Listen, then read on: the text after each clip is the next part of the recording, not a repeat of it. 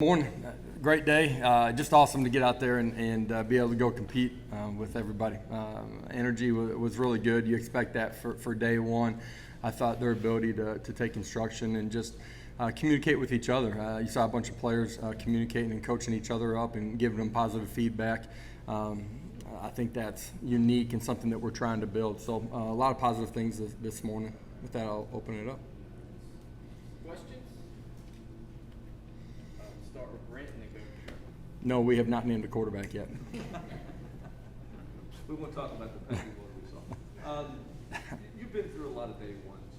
What's have you had a bad day one? What does a bad day one look like? What does a good day one look like? You can lose it before you can win it on day one. And I say that just understanding the amount of injuries that take place early in training camps and being conscious of building these guys as we go through training camp, trying to keep guys in short spaces today with how we do some of our drills and even some of our install. And obviously you're not in shoulder pads either, so you're just being conscious of that and as you go through training camp, just teaching them good habits, the little things that matter.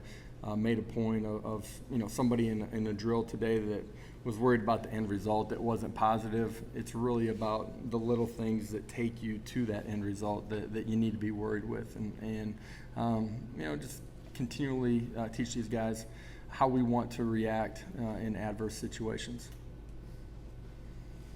Josh, what did you think about the players that missed spring but got back out there today? Able to get pads, like Jeremy Banks. Yeah, you didn't feel like they hadn't been out there. Right. Jeremy Banks. No, but just they're understanding the flow of practice. Jeremy's up in the front of the line. We get into special team drill. Roman did a fantastic job. LaBruzza looked really good out there. Just some guys that have had long rehab processes. That have come back, and I think they're truly at 100%. They feel comfortable, confident in what they're doing out there on the football field. I think we got a tremendous staff. I got here and we had a large amount of injuries, and we got a tremendous strength and conditioning staff that does a really good job. Dave Young, in particular, leads that for us, does a great job in the rehab process, and they work extremely well with our medical team, Geronimo, and that staff.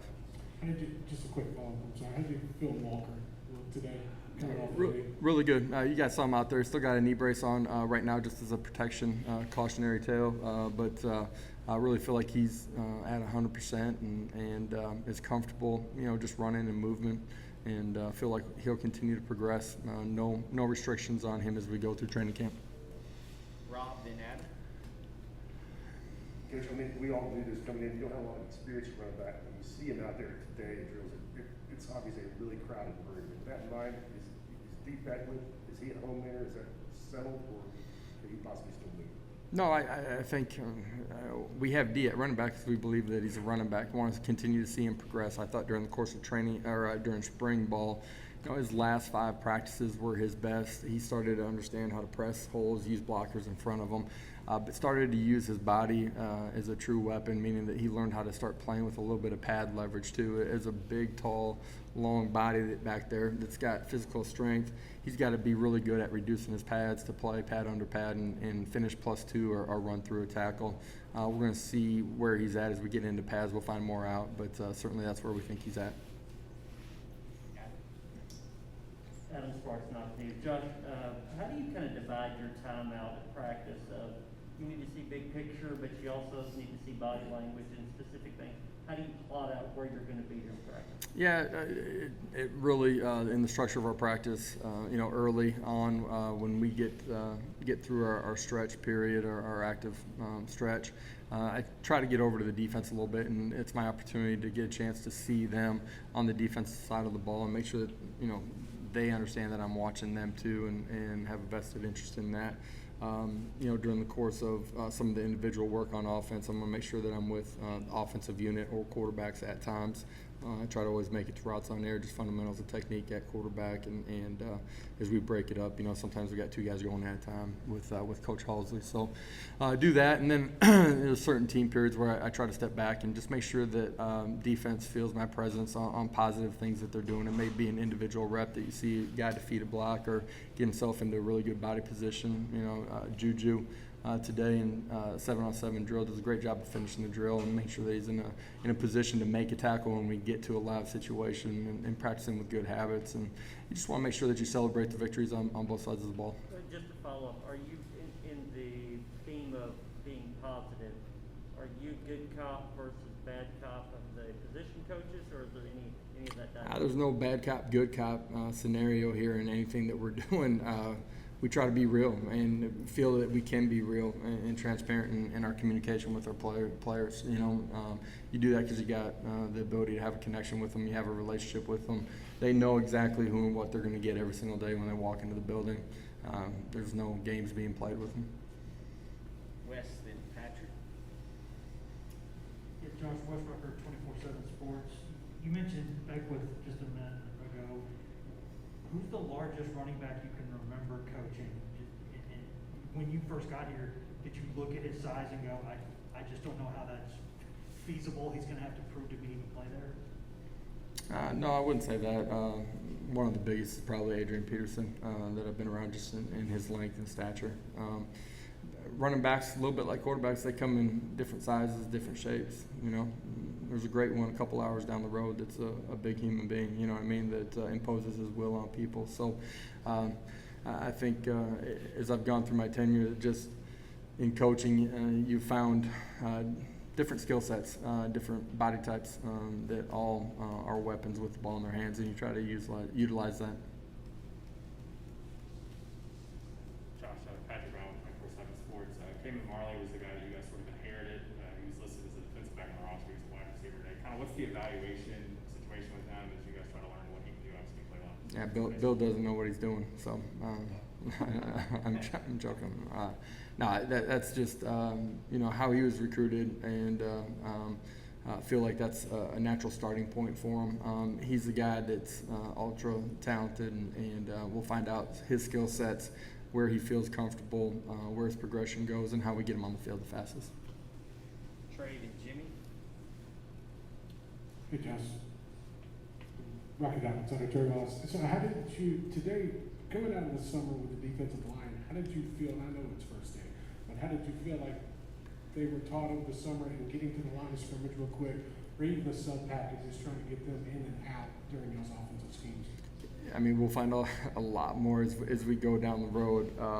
But I think just through the summer, those guys, and really defensively in whole, I think they've gained so much in comfort, understanding, the ability to comprehend, see formation, recognize it, communicate all three levels, and truly know their job, know it inside and out.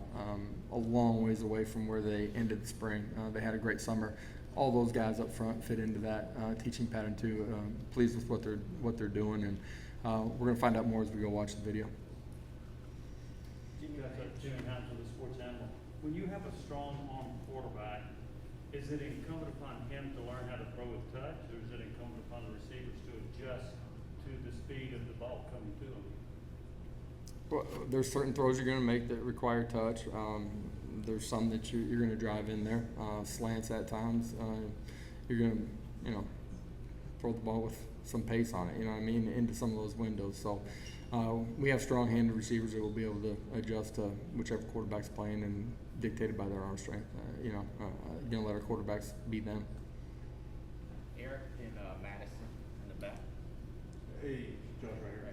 Unless I just missed it, I didn't see Kamal Haddon out there today, or Trinity Bell, who I know had an injury in the offseason. Was wondering about. Kamal was out there.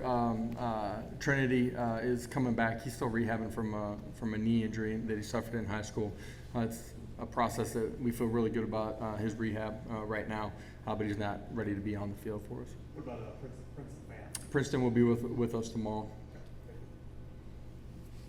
Madison. Coach Madison with WBIR TV. You talk about those positive practice habits that you're trying to build here. I don't think I saw one person walking during after play or in between plays or on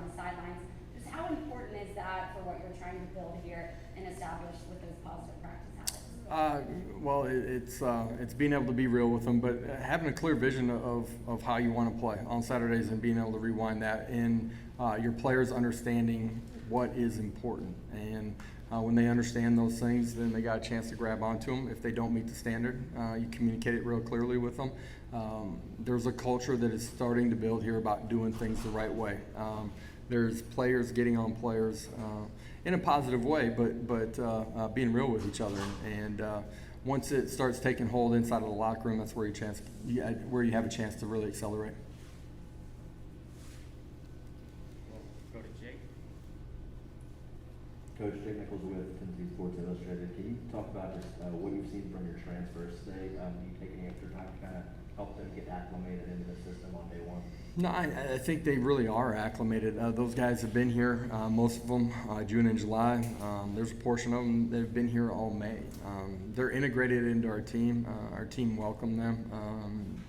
They're good teammates. They do things the right way. The guys that we've brought in here, there's no off the field issues with those guys. And so they're helping to build the culture that we want inside the locker room, out on the practice field, and ultimately on game day. Did they know exactly how the practice was going to unfold? Certainly not, but they weren't standing out in any way. They went out there and they competed really hard. Go further on what you saw in Javonte tape as well. Yeah, explosiveness, made a couple of nice competitive catches here. Looks natural, fluid, strong hands. We did a release drill, did a good job in that. Ability to see man press and get off of it too. So feel good about what he did in day one.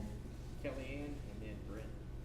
Hi, Coach. Kellyanne Stitz with WATE-TV. Is there anything that specifically stuck out to you today, whether it's the players' energies, attitude, how they attacked today? I guess what stuck out to you after the first day of practice? With one particular player or just in general? In general, and then if you have any specific. Yeah, I think the thing that stuck out to me today more than anything is one, a really positive energy flying around the entire practice. I thought they handled the practice. None of them were, completely exhausted as we were walking off the field today. I think they're in really good shape. I think they've gained strength. They all feel really good in their athletic movement and the progress that they've made since Coach Schmidt got here in the strength and conditioning area. I think the one thing outside of that I take away is just their ability to communicate with each other and really like give positive feedback or talk about them not using the right technique. I was really excited about that. Two things offensively. One, we just assessed the quarterbacks day one, and two, where was your retention level with your offensive guys from spring to now? And Coach Gold's talked about that a little bit yesterday. What did you think of their retention? I really feel like for pretty much everybody on the offensive unit, we are way ahead of where we finished offensively. I mentioned that on the defense side of the ball too, but we've continued to become smarter, more understanding of what we're trying to do and how to operate throughout the summer in that way. Quarterbacks, saw them all miss throws, saw them all make throws. I'm going to find out a lot more as we go. Is that day one? It's day one, you know what I mean? And it was a good day. Excited to go watch the video here with the staff. Last question, Trey. Hey, just from a coaching standpoint, and you guys going through the summer and coming out in the spring, what's the attitude like, within your group, with your assistant coaches, and what's the excitement level, just to be able to get out there today, start a new season, especially with everything going on kind of around? Man, our staff's excited to get out there and go compete and start the on-field process of this journey. We've come a long ways. You got a long ways to go. You're never satisfied as a coach. They were just excited to get out there and for lack of a better term, just like get their hands on guys and start coaching. You know what I mean? And start that process. So it was a lot of fun. Thank you. All right, guys. Appreciate it.